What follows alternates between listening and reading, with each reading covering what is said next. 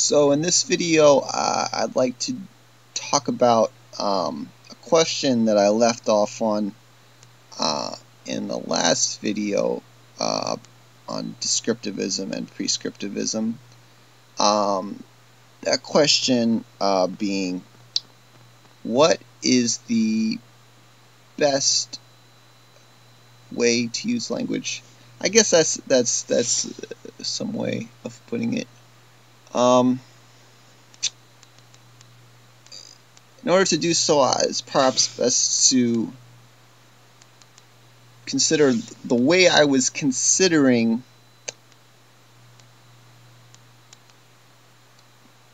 meaning semantics, however, during the first video. That way being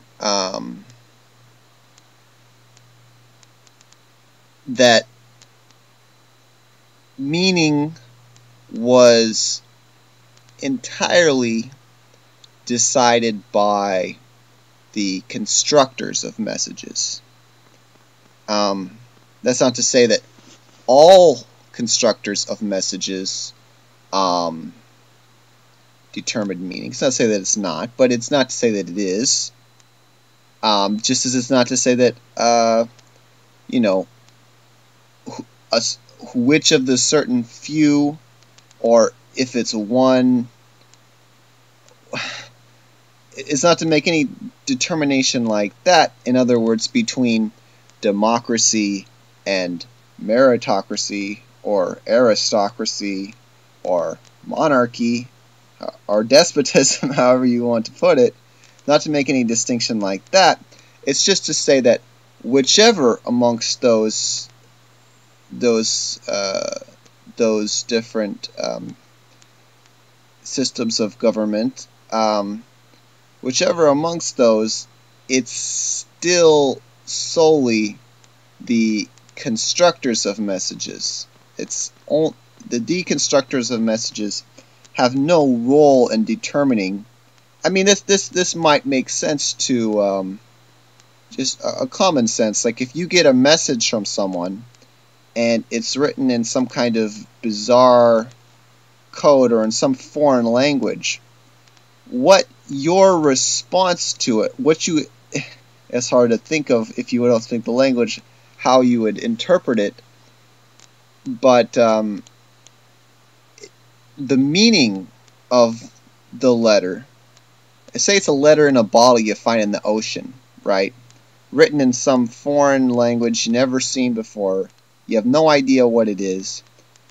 What the meaning of that letter is, you would think, would have no basis at all in who it was that found the letter, right? That seems to me to be a fairly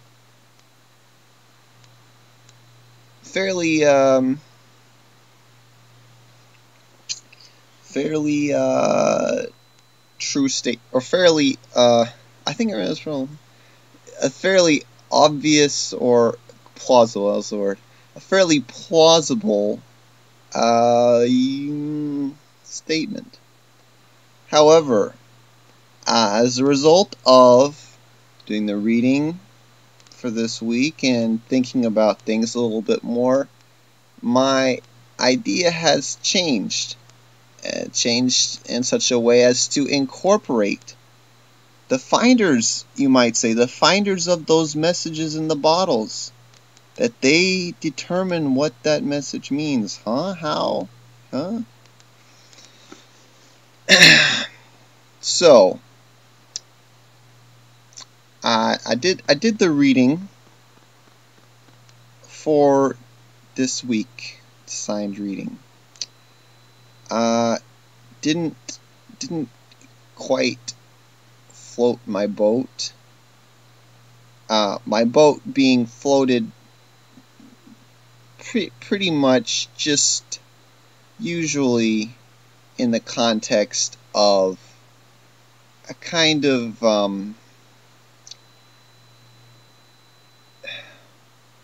an inquiry, I guess you'd say. Inquiry is really, I guess my megalomania when it comes to reading and writing and what have you. Inquiry or just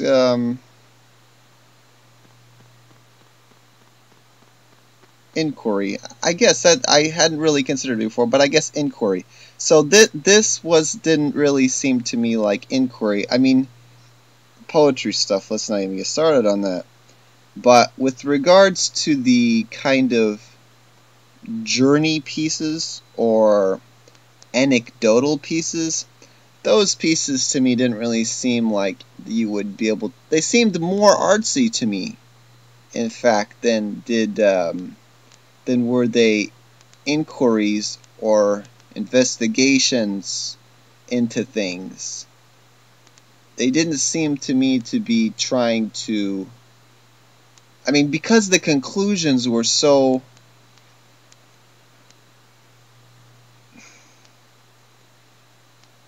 stereotypical. I mean, you go to a Mall of America, you go to a Midwest fair, you know, you're talking about the San Andreas winds, about which there's some famous novel by Raymond Chandler, is a famous mystery. And then it all falls back on like the most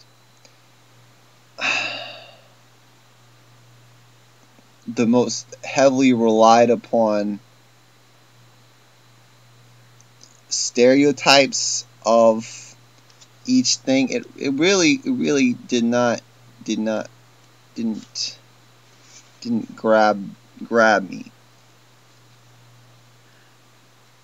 So yeah, I at first attribute it to this inquisitive disposition,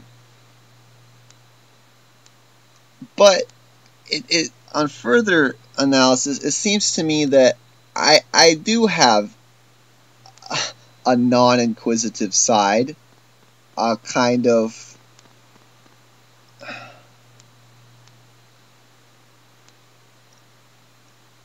artsy, I guess you could say, side, but the genre of this artsy side is it's not even as if it has some semblance of inquiry or content or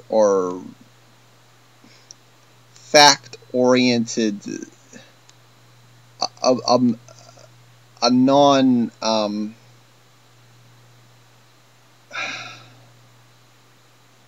see, I already forgot the word. That Keats word, that negative capability. It's not that it has that negative capability thing to it. It's that it's moreover than that. It does have content, and that content is thoroughly deplorable and detestable and deleterious to society, in my opinion. That genre being rap. I am, and no, not as much as I have been in the past. I am a big fan of rap. Ashamedly, for sure, but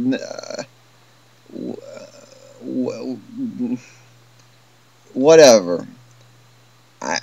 A big fan of rap. I cannot deny that I am. And that seems to me to be a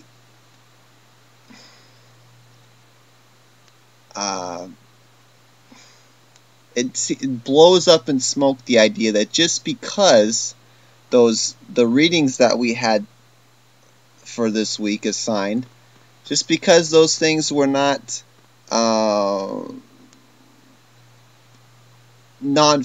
non-fictional or more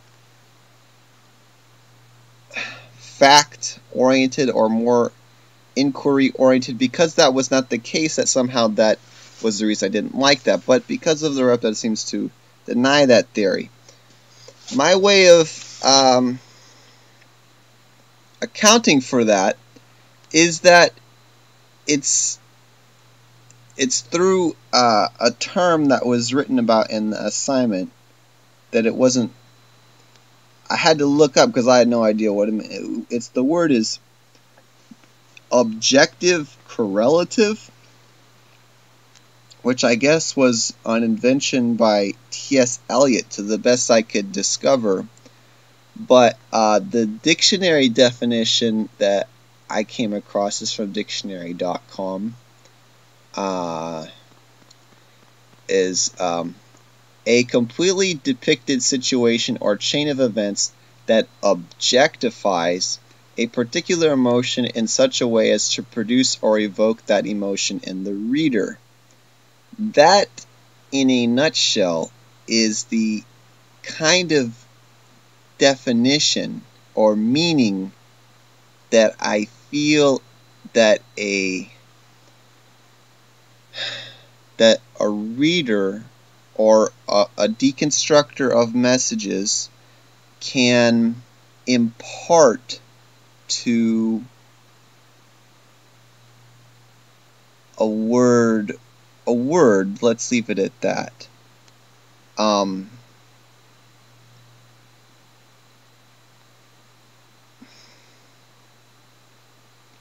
When we're in trying to consider what the best way is to put something, you cannot just focus on or think about, is what you're saying succinct? Is it redundant in any way? Is there ambiguity? Could what you say be interpreted in different ways that you don't mean for it to be interpreted? Is it descriptive?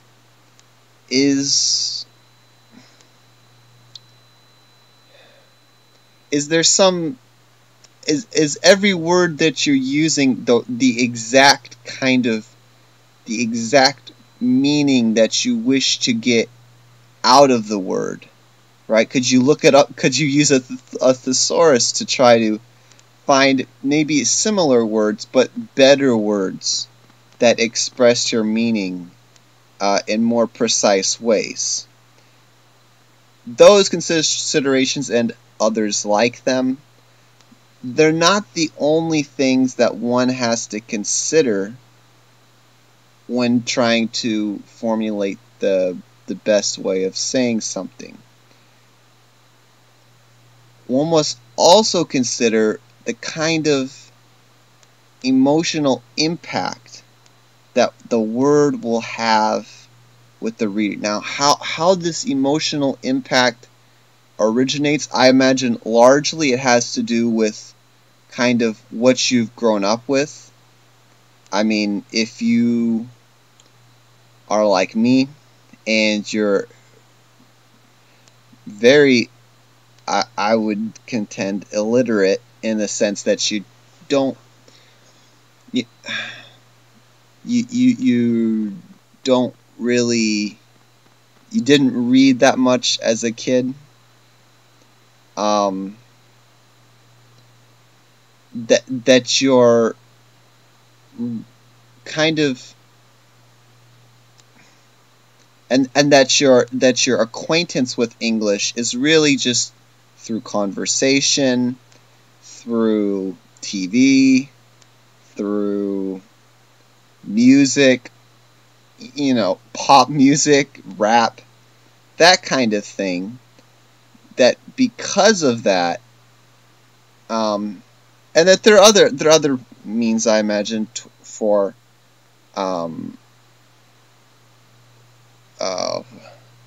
objective correlative of kind of emotional connection with symbols or words.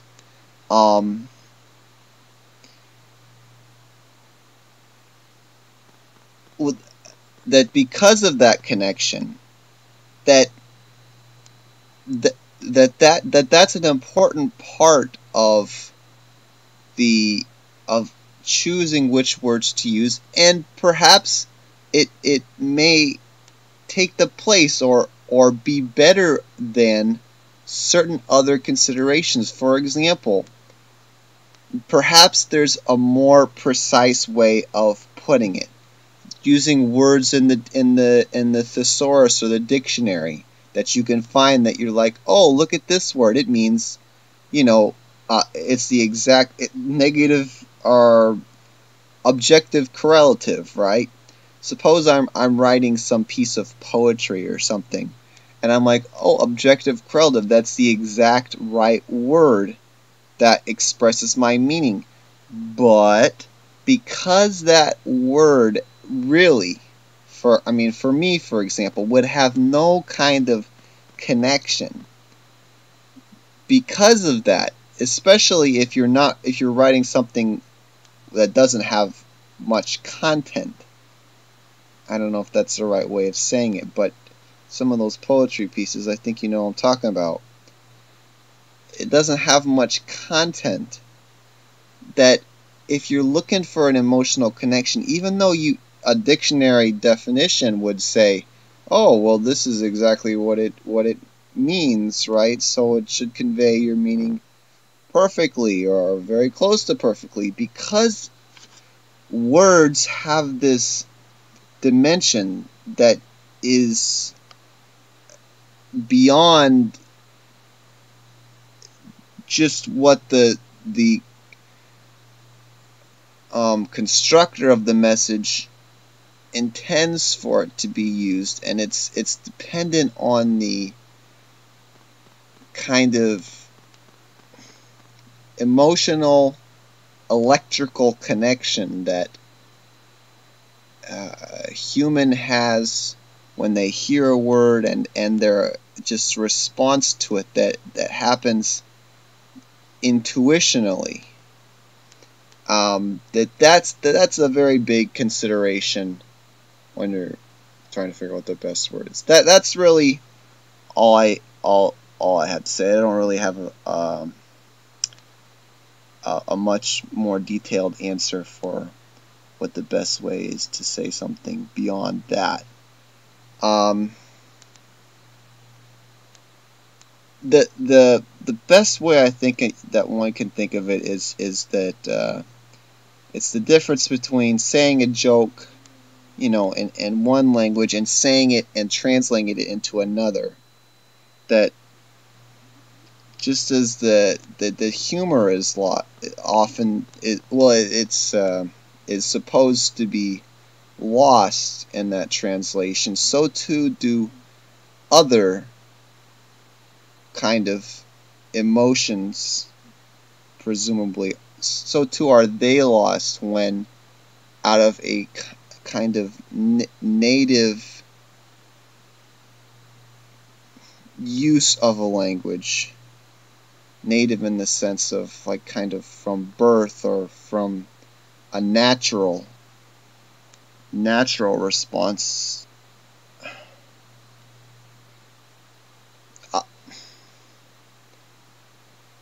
In the same way that humor is lost when jokes are translated from one language to another, so too are other emotions lost when words are translated out of the language, or the mode of the language, even more so, the mode of the language that they've grown up with, or that is somehow clicks with them. The only other consideration that I would have is that for rap, for me, I had never even, I don't think, in my life, thinking about it, I don't think I had ever heard the kind of like swear word, like usually like when I had heard cursing prior to when I had heard rap, it was just like an outburst, a solitary outburst, like I can't even think of an example. Just a solitary vrip, that kind of thing, a vrip, and it's just like shock, you know. But I remember the first, like, because I had always been taught, this is an aside, I suppose, or a tangent. I had always been taught that rap wasn't music. Till 7th grade, my younger sister, she had a CD. She had me listen to a rap song, Ludacris, Move.